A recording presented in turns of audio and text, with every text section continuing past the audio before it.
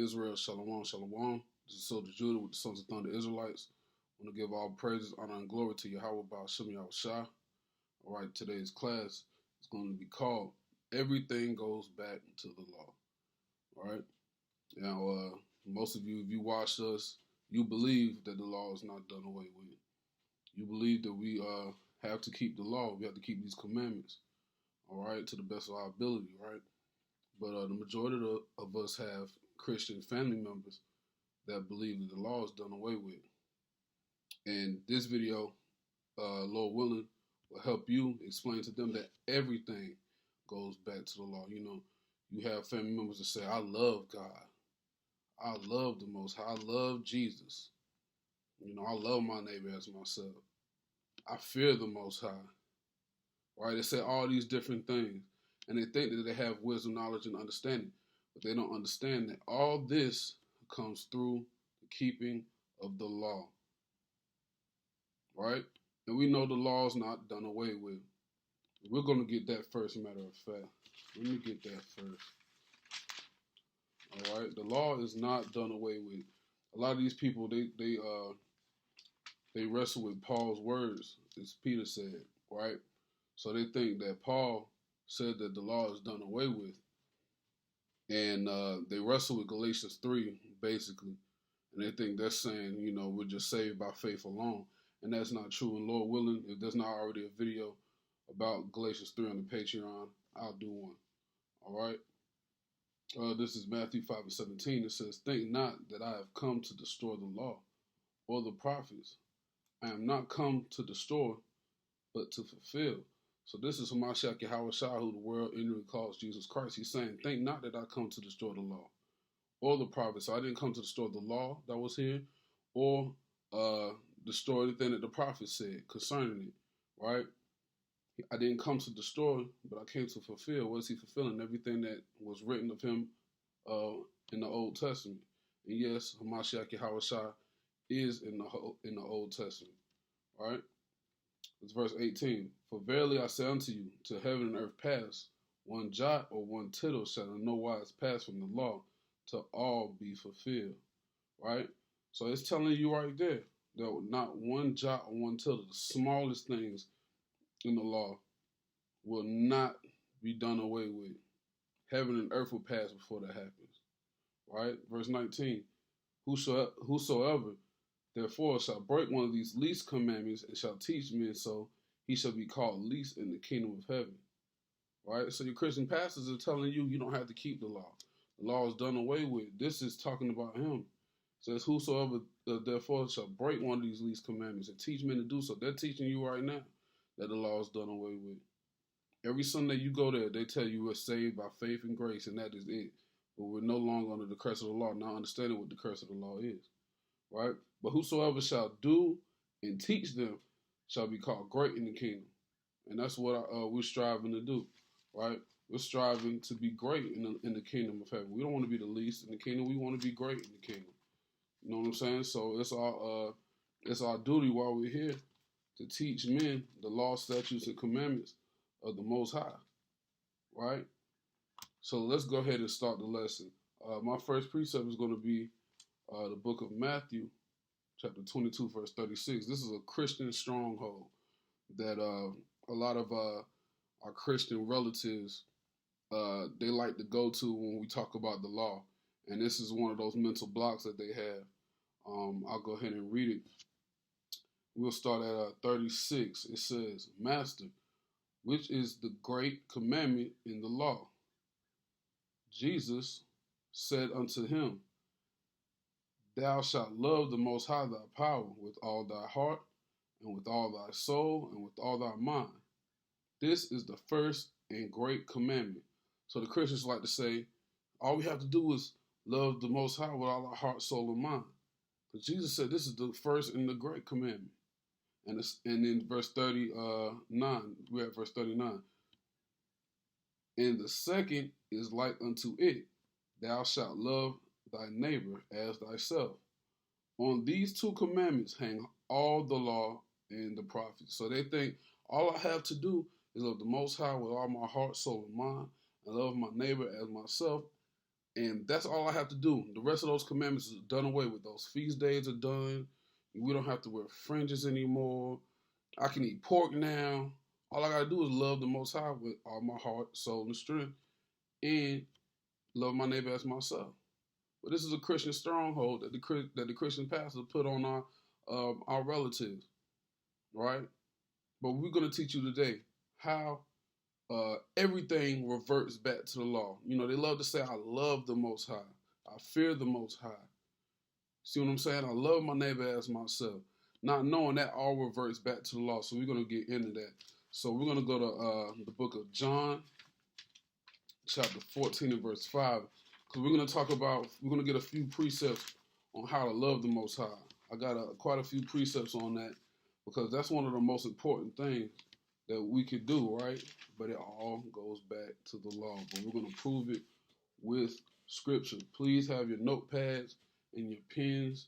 All right, we are a Bible school, so please have that available. There's no point of watching these videos and not taking notes, especially when in the near future you might have a conversation with somebody and you might need these precepts, right? So this is the book of John, chapter 14, and verse 15.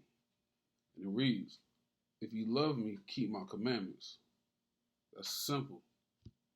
So everybody who comes to you and says, you know, "I love the Most High, I love Jesus, I love God," and then they turn around and say the law is done away with, read them this.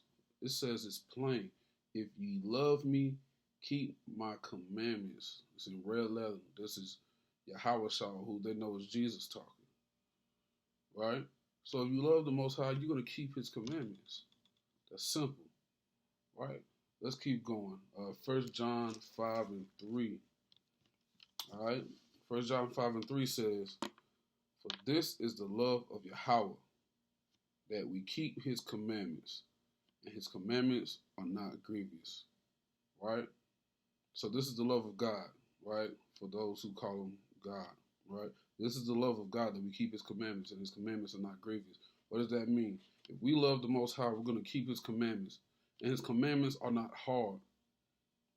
His commandments are not a weight on our shoulders to do. You know what I'm saying? The Most High gave us life, health, and strength, right? Food on our table, clothes on our back, a roof over our head. It's the least we can do, right? Just keep his commandments. That's the least we can do, right? Well, let's keep going. I'm going to go back to John. We're going to go back and forth from 1 John to John in this lesson. But we're going to go back to John chapter 14. And we're going to go to verse 21. All right? Because we're going to keep talking about the love of the Most High. And you keep hitting them with these precepts, right? This is for our learning, but just in case you come across somebody that you're trying to, you're trying to show them that the love of the Most High is keeping the commandments, we need to have multiple precepts, right?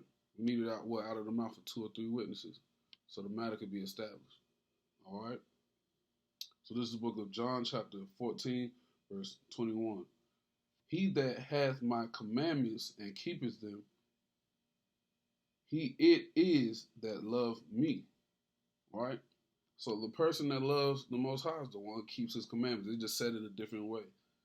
Right? "And he that loveth me shall be loved of my Father, and I will love him and will manifest myself to him." So if you keep the commandments, you will be loved by the Most High and his Son. And his Son will manifest himself to you if you love him. How do you love him? To keep his commandments. We're going to jump to verse 23. "Jesus answered and said unto him, If a man love me, he will keep my words, and my Father will love him." What are his words? The commandments of the Most High. Right, reading on. "And we will come unto him and make our abode with him." All right. So, a lot of Christians say, Jesus lives within my heart. You know what I'm saying? I present my body as a living sacrifice. All these things that they say. They say if you keep his commandments, right? If you love him, you'll keep his commandments. And if you keep his commandments, the Father and the Son will live inside of you. So how do you know if the Most High is living in you? If you are keeping his commandments. All right, let's go to 2 John 1 and 6. All right, we're just going to keep talking about keeping his commandments. It's over and over. All right, it's plain. He says the same thing over and over. So if you can hear the Most High or his Son say the same thing over and over and over in these scriptures, how could you turn around and say, well, Paul said the law is done away with, so I don't have to keep the commandments? And the Most High who created Paul said that his commandments are not done away with. And Paul said his commandments are not done away with. Once again, Lord willing, we'll do one of Galatians 3 so we can further understand that as well. All right? This is 2 John 1 and 6. And it says, and this is love, that we walk after his commandments. This is the commandment, that as ye heard from the beginning, ye should walk in it. All right? And we're going to go in that from the beginning part a little later. All right? But it says, this is love that we walk after his commandments. Right? Christians are supposed to be followers of Christ. We're supposed to follow Christ's leadership in Christ's footsteps. Did Christ keep the commandments? Yes, he did. So what are we supposed to do? Walk after his commandments as well. Right? We'll go back to John. We're going to get 15 and 10. All right? This is John chapter 15, verse 10. If ye keep my commandments, ye shall abide in my love, even as I have kept my Father's commandments and abide in his love. So this is Yahweh Shah, or Jesus, telling you right there that he kept the Father's commandments. So if you keep his commandments, we will abide in his love, in the Son's love. Just like he kept the Father's commandments and abides in the Father's love. Simple. That's plain, right? That's plain. Let's keep going. Back to 1 John chapter 2, verse 4.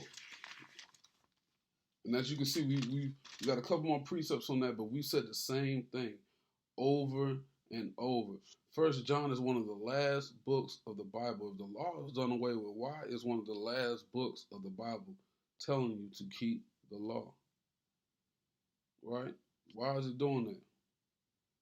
Because the law is not done away with.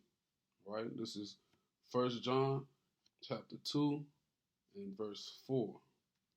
It reads, he that saith, I know him, and keep not his commandments is a liar, and the truth is not in him.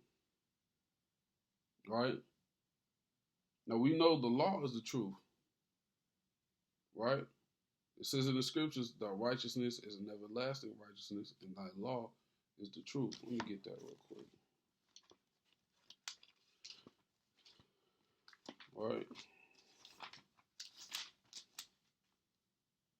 This is the book of Psalm, chapter 119, verse 142.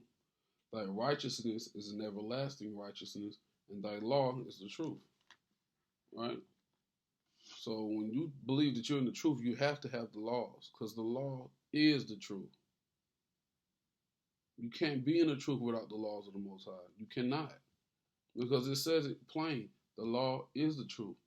So back to 1 John 2 and 4, it says, he that saith, I know him, and keepeth not his commandments is a liar, and the truth is not in him. So you can't say, I have a personal relationship with Jesus. Right? You can't say that and not keep the law. Because the scripture just said you are a liar. And the truth isn't in you. So not only are you not telling the truth, the law isn't in you either. Because the law is the truth. All right, we're going to read verse 5. It says, but whoso keepeth his word, in him verily is the love of Yahweh perfected. Right? So whosoever keepeth his word, in him is the love of God perfected. Hereby know we that we are in him. Right? So we know that we are in him if we are keeping his word. What is his word? His commandments. So we've given you multiple precepts saying on how to love the Most High. So for anybody who says, I love the Most High, and you're not keeping his commandments, then you're going off and you don't truly love the Most High. So how can you prove that you love the Most High? Start keeping His commandments. We read in Matthew 5:17 that the commandments are not done away with. And then we gone after Matthew to prove that if you love the Most High, you will keep His commandments, right? So let's move on to the next subject. How can you be healed? You have an infirmity, you have a sickness.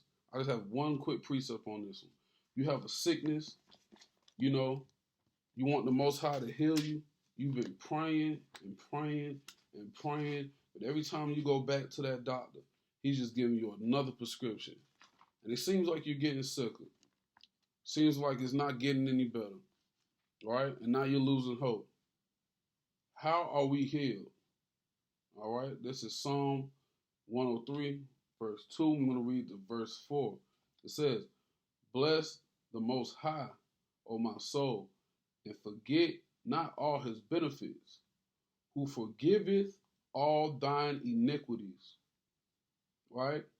Who healeth all thy diseases, who redeemeth thy life from destruction, who crowneth thee with loving kindness and tender mercies. The part that I want to harp on is in verse 3. It says, "Who forgiveth all thine iniquities," right? So, what is the iniquities that it's talking about? It's talking about sin, right? It's talking about sin, right? So it said, "Who forgiveth all thy iniquities, who healeth thy diseases," right? So let's find out what sin is, and we can find out how you can be healed, right? So this is 1 John 3:4. It says, "Whosoever committed sin transgresseth also the law, for sin is the transgression of the law." Now, after your pastor does all the hooping and hollering and passes the plate around and takes your money, he opens the doors of the church and invites people into the fold of Christ, right? He always says, "Who died so we may live, who died for the remission of sin." Now, sin is the transgression of the law. So if the law is done away with, how is there sin? Right? We have to think about these things. But if you're in sin, he will not heal your infirmities or your diseases, right? He has to forgive your iniquities. When you repent and he forgives you, you have to keep the law, so you won't go off again, right?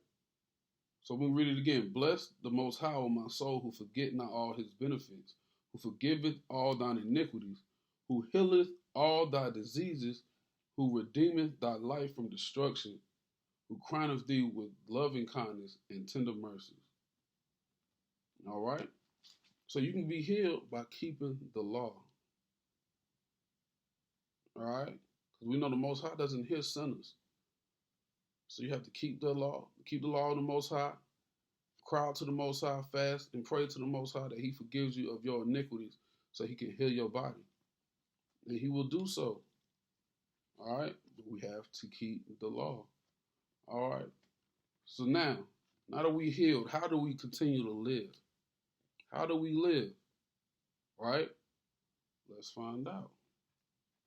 All right, we're going to go to the book of Proverbs, chapter 7, and verse 2.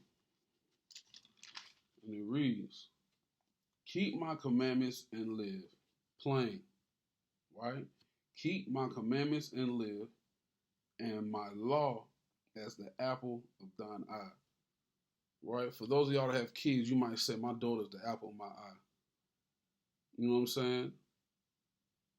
That means she's the best thing to you. She's the most beautiful thing to you. She's the most important thing to you. It says, "Keep my law as the apple of thine eye." Meaning that should be the most important thing to you in life. The laws of the Most High. All right? Let's get another precept. We're going to get Wisdom of Solomon. We're going to go to chapter 7, verse 25. And it reads,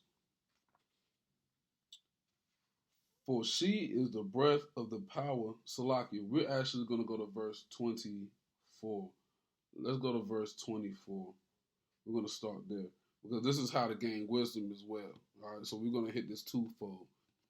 This is how to gain wisdom as well.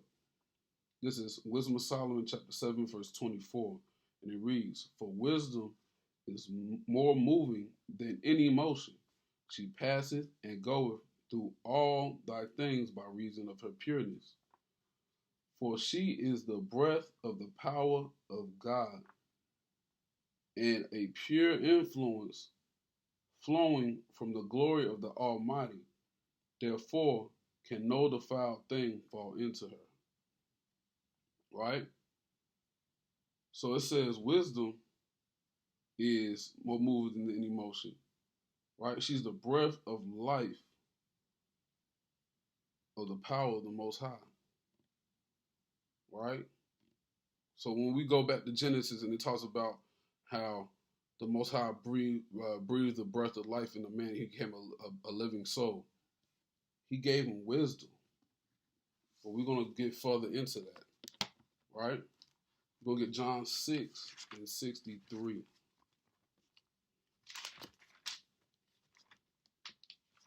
Because how do you get wisdom? All right? We're going to get more into the breath of life and wisdom. All right? This is John 6 and 63. It is the spirit that quickeneth, the flesh profiteth nothing. The words that I speak to you, they are spirit and they are life. Right? So this is going back into how do we live. It says the people who keeps the words of the Most High are keeping his commandments. Right here it says the words that I speak to you, they are spirit and they are life. So these commandments are life. So what are we without the commandments? That should be the next question. Proverbs chapter 21, verse 16.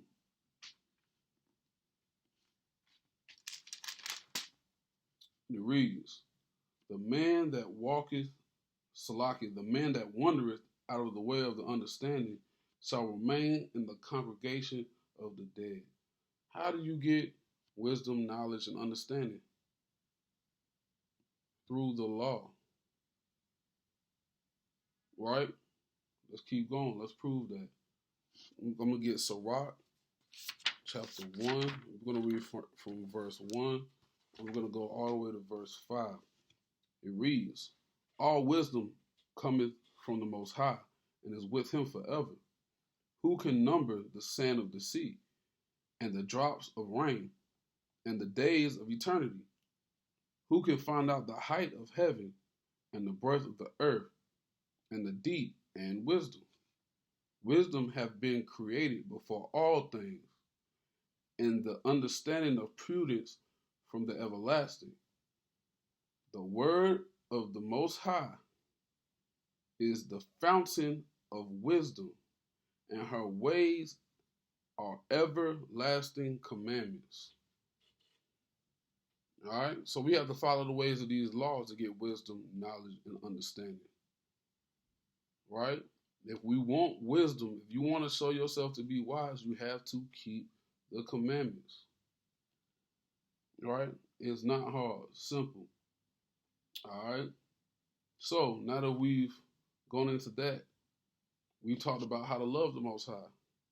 We talked about how to be healed by the Most High. We've talked about how to live and how to gain wisdom. So, another thing that Christians like to say, they say, I fear the Most High. So let's talk about it. Let's see. All right. How do we fear the Most High? We're going to stay in Sirach 1. We're going to go to verse 14. All right. And it reads, to fear the Most High is the beginning of wisdom. What's wisdom? Right? Keeping the commandments. Right? And it was created with the faithful in the womb. Right? Verse 15, she had built an everlasting foundation with men, and she shall continue with their seed. Right? So wisdom was created from the beginning. Right? And if we fear the Most High, we begin to get that wisdom. So that goes back into how to get wisdom. We have to fear the Most High. How do we fear the Most High? We keep His commandments, right? Let's prove that. Let's go back to Proverbs. We're going to get this in plain text. Proverbs chapter 9. And we're going to go to verse 10.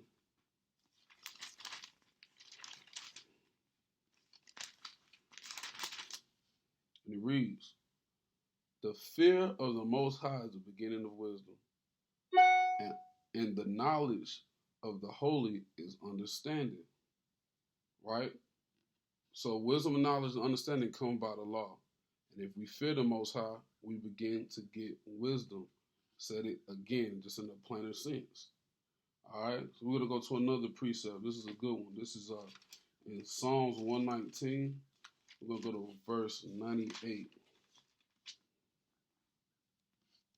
And it reads, "Thou, through thy commandments, hast made me wiser than my enemies." If you want to be wise, you have to keep the commandments. All right? So, "Thou, through thy commandments, have made me wiser than my enemies, for they are ever with me." Moving on. "I have more understanding than all my teachers, for thy testimonies are my meditation." So we have to meditate on these words of the Most High. Meditate on these commandments. Meditate on these scriptures. Right? Verse 100 says, "I understand more than the ancients because I keep thy precepts." So if you want to be able to call yourself wise, you want to be able to call yourself a teacher, any of these things, you have to keep the commandments, because with the commandments come wisdom. All right? So let's go to Psalm 19, verse 7. Psalm 19, verse 7. We almost done. All right? Psalm 19, verse 7 says, "The law of the Most High is perfect, converting the soul. The testimony of the Most High is sure, making wise the simple." Right? So it's the same thing again. All right? The law of the Most High is perfect. Why would he do away with his law if it's perfect? And it converts the soul. You used to be a drug dealer. You learn how to love your enemies. How? I mean, you learn how to love your neighbors. How do you do that? Through the keeping of the law. Right? You used to have high blood pressure. And then you learn, well, I have high blood pressure because I eat pork. And then you find out in the law that pork is unclean. Right? The law of the Lord is perfect, converting the soul. It changes you once you start keeping the law, statutes, and commandments. Right? Let's see. And then it says, the testament of the Most High is sure, making wise the simple. Right? So you might used to do dumb things in the world. You might used to be a follower. Somebody want to jump off a cliff, you be ready to do it with them. You know what I'm saying? Now, since you're following the law, statutes, and commandments, it makes you wiser. All right, we all have a starting point. You might have been simple in the beginning. We all were simple when we was in the world, because we didn't have any wisdom, knowledge, and understanding. We were just winging it. But once we got these law, statutes, and commandments, we became wise, and we're getting wiser every day as we keep these precepts and study. Right? All right, let's move on. We'll go to 1 John 5 and 2.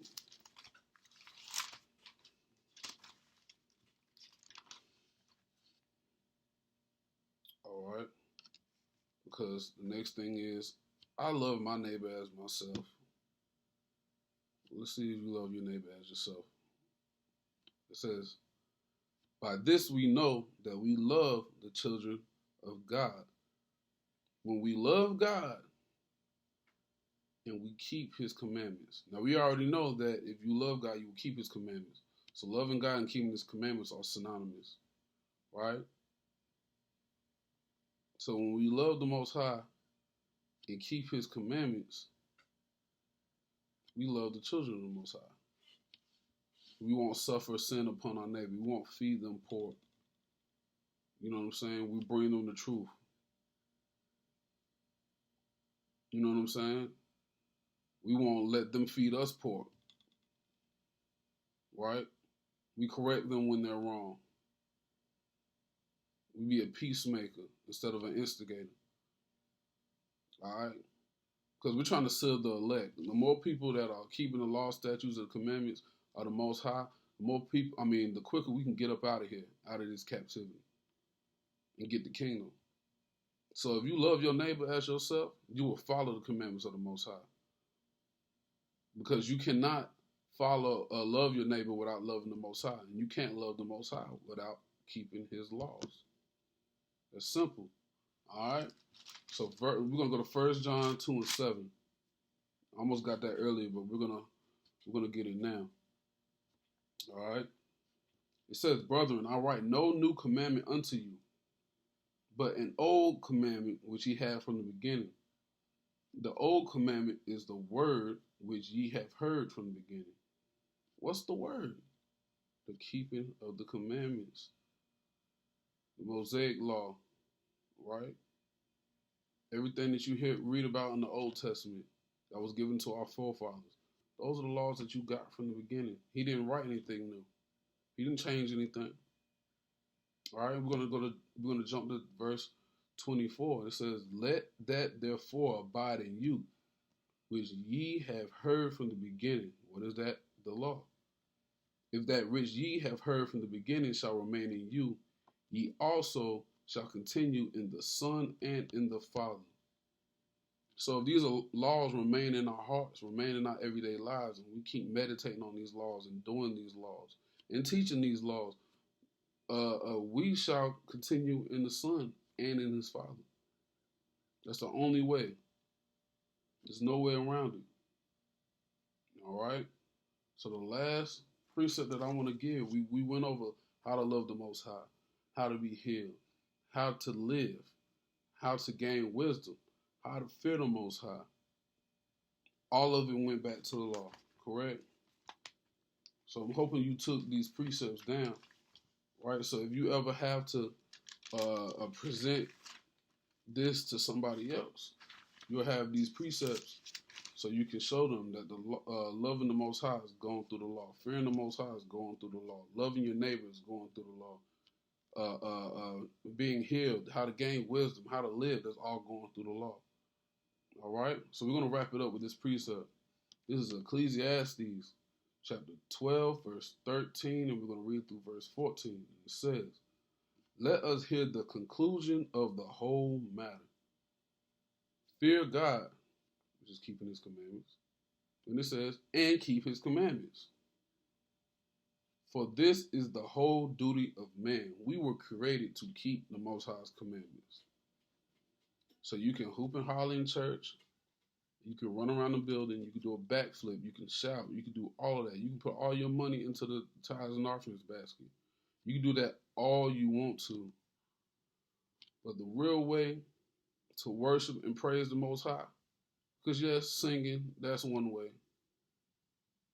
But the real way to worship him is in spirit and in truth. What is truth? The law. It's the keeping of his commandments. This is the reason why we were created. Right? This is the reason why we were created. And Amos said he doesn't want to hear the noise of your songs and all of that because you wouldn't keep his commandments.